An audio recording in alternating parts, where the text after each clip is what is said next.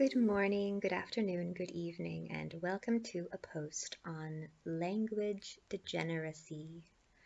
In my last post, I talked about how I'm working on a novel in which language is a dying art because of the internet, because of words being redefined, because of spelling changes, and when this happens, old stories become indecipherable to people,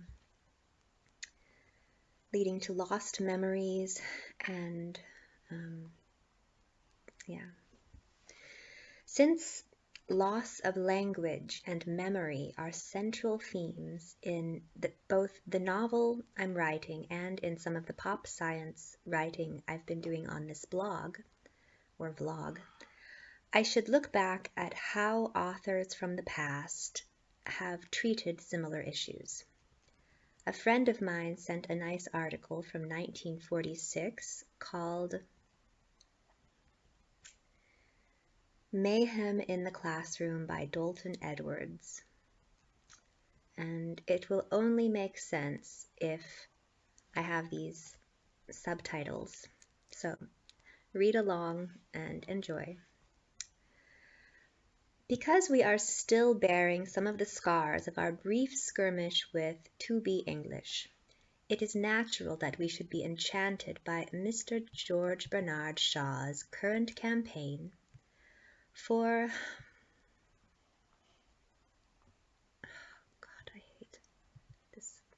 a simplified alphabet.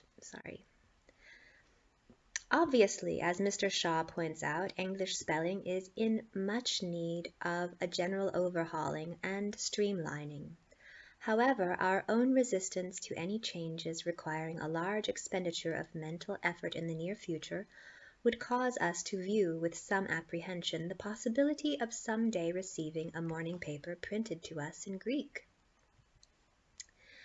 As a catalytic agent, we would suggest that a National Easy Language Week be proclaimed, which the President would inaugurate, outlining some shortcut to concentrate on during the week, and to be adopted during the ensuing year.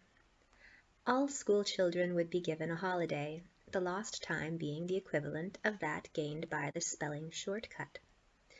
In 1946, for example, we would urge the elimination of the soft C, for which we would substitute S. Certainly such an improvement would be celebrated in all civic-minded circles as being sufficiently worth the trouble, and students in all cities in the land would be receptive toward any change eliminating the necessity of learning the difference between the two letters. In 1947, only the hard C would be left. It would be possible to substitute K for it, both letters being pronounced identically.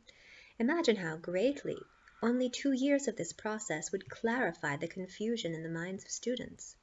Already we would have eliminated an entire letter from the alphabet.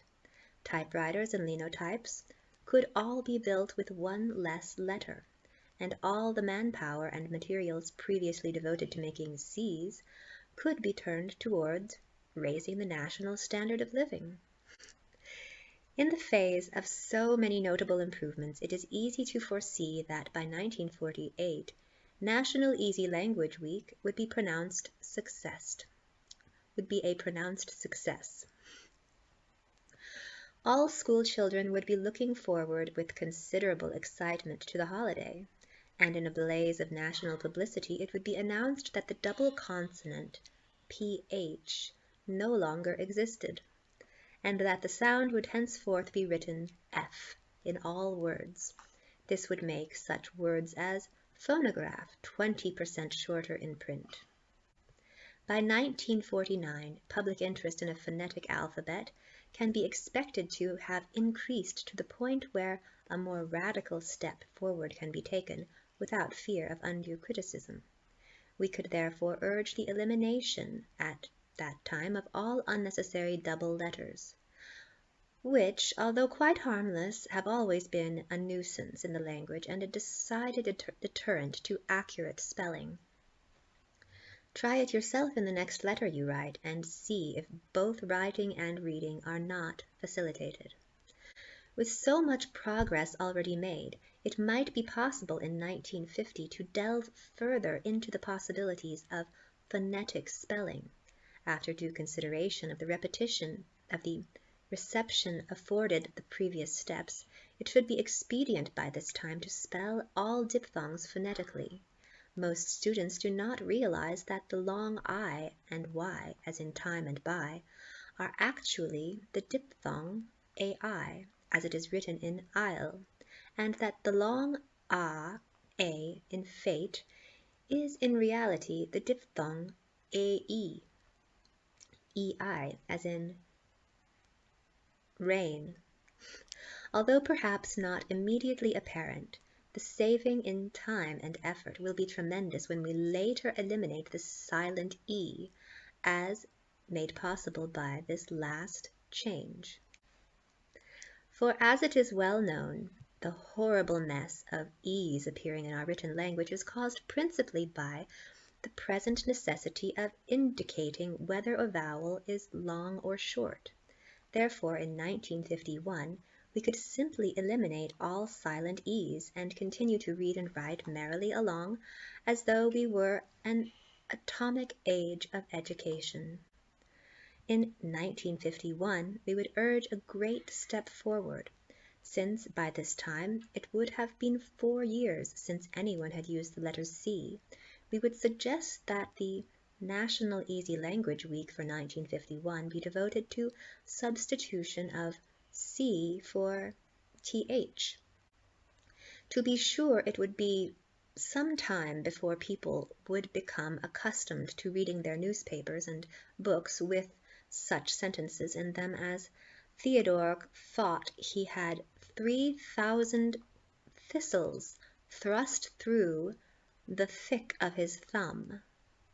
In the same manner, by making each letter have its own sound, and that sound only, we could shorten the language still more. In 1952, we would eliminate the Y. Then, in 1953, we could use the letter to indicate the sh sound, thereby clarifying words like sugar and sure, as well as reducing by one more letter all words like shut, shore, and so forth.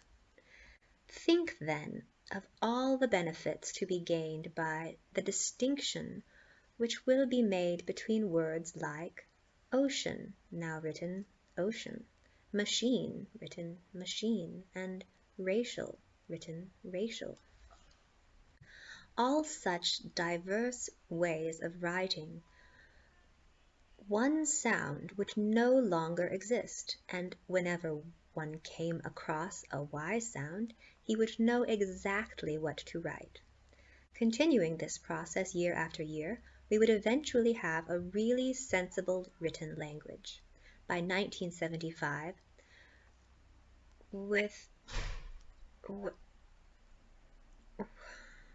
we venture to say there would be no more of this terribly troublesome difficulties, with no two letters used to indicate the same noise, and likewise no two noises written with the same letter. Even Mr. Shaw we believe, would be happy in the knowledge that his dreams finally came true.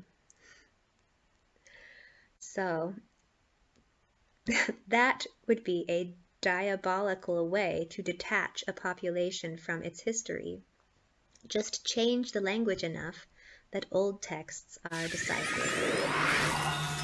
ROFL, LMAO, G2G. See you later.